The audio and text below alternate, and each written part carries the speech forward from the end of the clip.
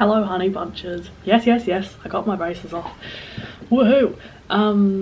Yay! Okay, we're done that now. I have been smiling a lot more, which is great, and I feel a bit like Anne Hathaway in Princess Diaries with my retainers, which I've used my label maker for the case, meaning I have a massive lisp. Anyway, we're taking those off just for the moment. It was fine. I nearly threw up when they took the mold, but that was, you know, just one last little, oh, love this moment. On another massive win, or thing in my life, craps, I can't talk. A massive awesome thing that happened is I submitted my submission to that Emerging Writers Festival.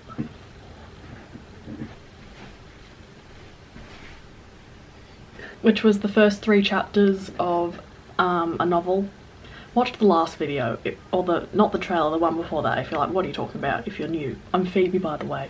But yeah, it was 20,000 words. I did it in a month, really. I got my friend to proofread and provide feedback, which was like so invaluable to have a sounding board on it, but also I'm just so grateful because that can sort of like boost your confidence or break it. And it's not about how positive or negative the feedback is, it's about how it's delivered. And I just felt really nurtured and supported in that. So yeah, I made that deadline. I got up really early. I just kept pushing. I feel like I haven't worked that hard since my final year of school. Not that it was for that long a period of time, but it was a small period of time that felt like that, took me back there. And so I'm really pooped. I was so happy though, so happy in the last week before I submitted it. I was just so in the zone, and Melbourne is back in a lockdown at the moment. We have more cases than we did the first wave, I guess it's called. The situation is not good here, but on a personal selfish level, I needed that. It was very empowering actually to have a deadline and work towards it and really see your progress in something.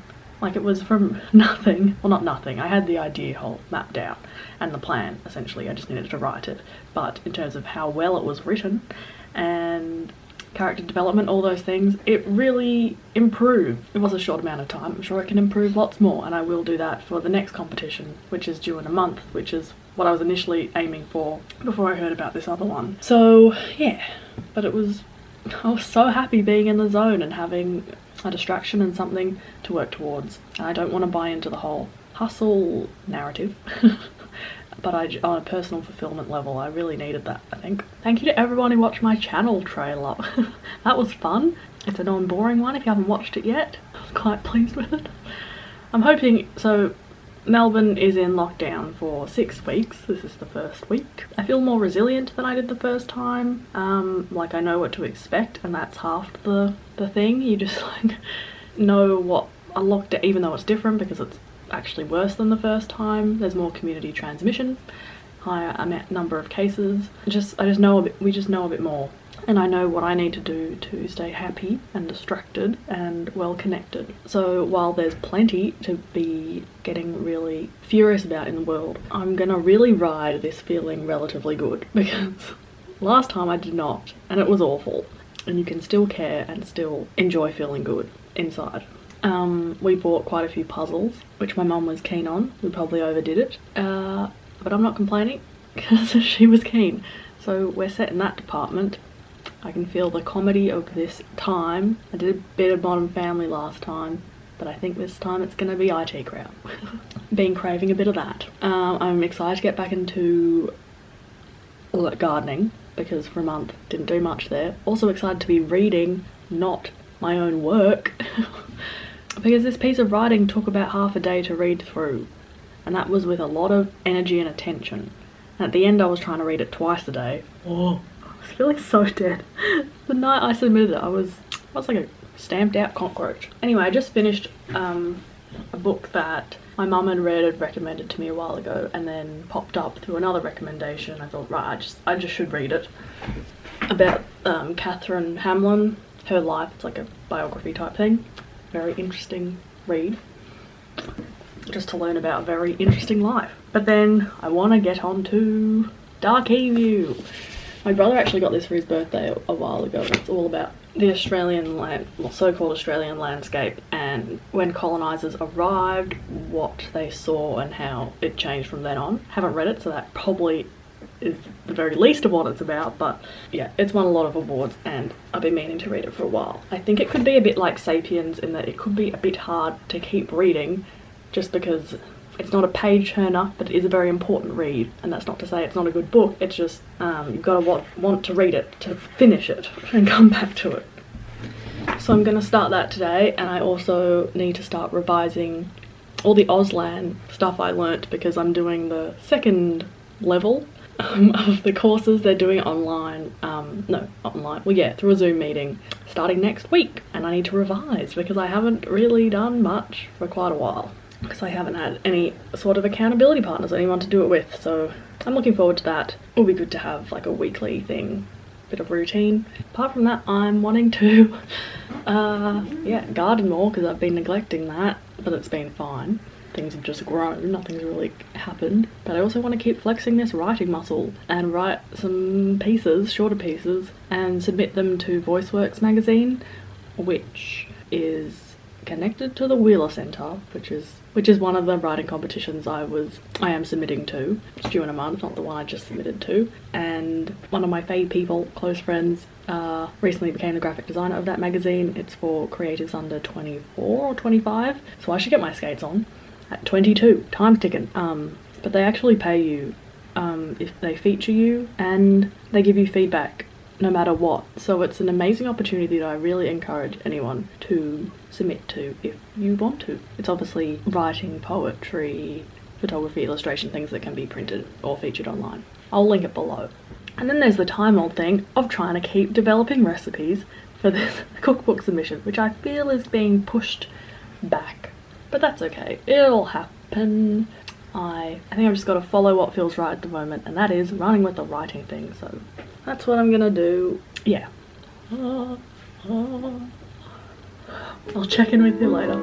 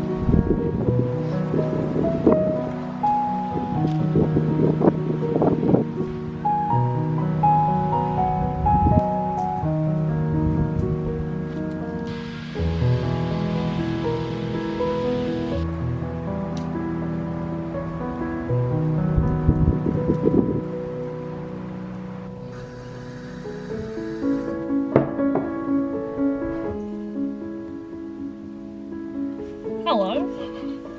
There's a neighbour right there. I'm going to try and get a trellis off a hard rubbish, which I think is actually something that you don't have in Europe. At least an Italian film lecturer made a thing about them. He was quite confused and a bit scared when he first saw hard rubbish. It's just where people put like bigger things on the nature strip. Sorry about lisp. To be picked up by the council. Right.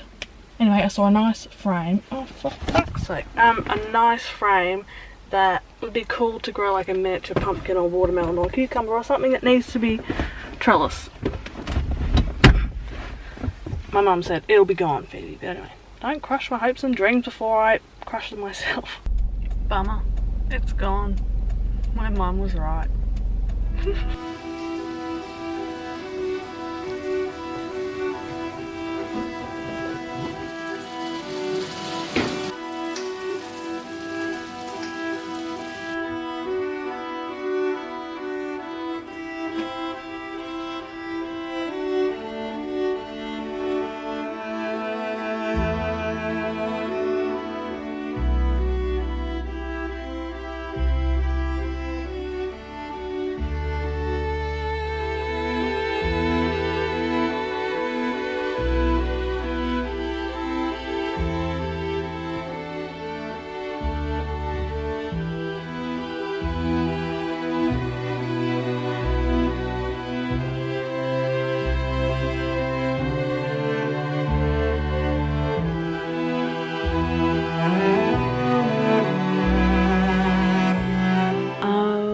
Haven't been feeling that great today.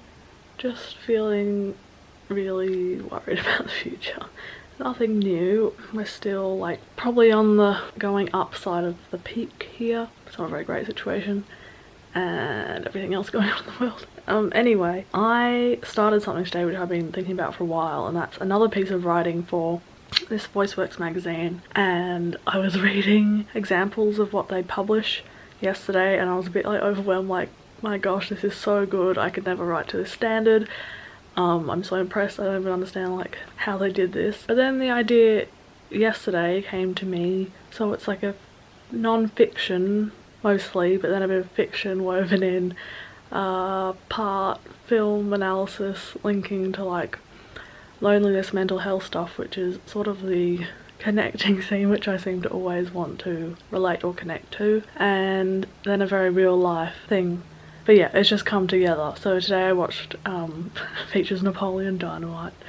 Yeah, I know it's meant to be a comedy, but that film really depresses me, so that didn't help my mood. Anyway, I went for a long walk. Walks are just so good to like think of ideas, but also just chill out. And like, yeah, I've been walking for a lot longer these days. I just keep going. I'm still sort of wearing in my hiking boots. They're not really giving me blisters now, so I'm nearly there, but maybe wearing them has an effect on like how far I want to walk or think I can walk, etc. Anyway, tomorrow I'm Skyping with a friend. Cannot wait. And I'm gonna just work on that piece of writing a bit more now. Yeah, I guess on that note, I guess people in the UK especially will be aware of this publication, but I was like, oh, that sounds perfect for this time, in like March type of time of year, and bought a subscription to the Happy News. Anyway, it arrived, the first issue we got, but I don't think I'll be continuing it. That's not at all to blame, to like discredit how, like, its purpose in the world, but I've just come to realise, like, I do not feel cheered by one-sided happy news stories. I think in my mind I was reading it and I was just like, this is not complete, like this isn't the whole picture, and actually this is making me more stressed.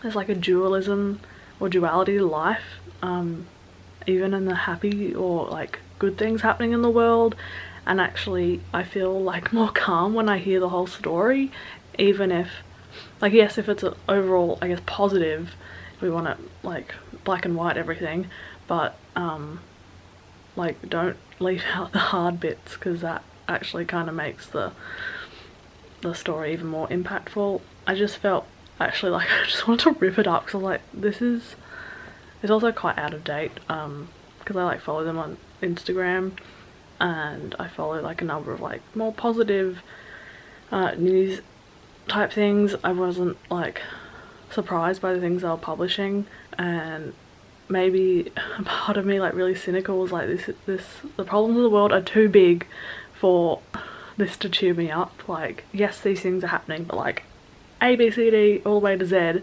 things are also happening, It just made me really angry. I don't know. So anyway, I just don't think it's for me. I don't know what my point is, but yeah. One organisation that I really value for like uplifting stories is a YouTube channel based in New Zealand, classic, everything good's based in New Zealand, called Attitude, and they do profiles on people who perhaps are on the spectrum or have had some major disability their whole life, or an incident happened that means they've, you know, become a quadriplegic or something and had to readjust. And it doesn't shy away from showing like the enormous hardships that they've continue to experience, had to overcome, but it just gives like a much fuller picture, and it's such a human, like down to earth snapshot of someone's life. Sorry, I'm rambling a lot. And even though you might cry watching them, like they just profile very incredible people, and that's the sort of thing that like uplifts me, or I don't know, if we're talking positive news. Yeah, anyway, I'll link it below. It's also a good channel if you just want to learn from, if you're able-bodied, you know, get some perspectives from a non-able-bodied individual. Okay, bye.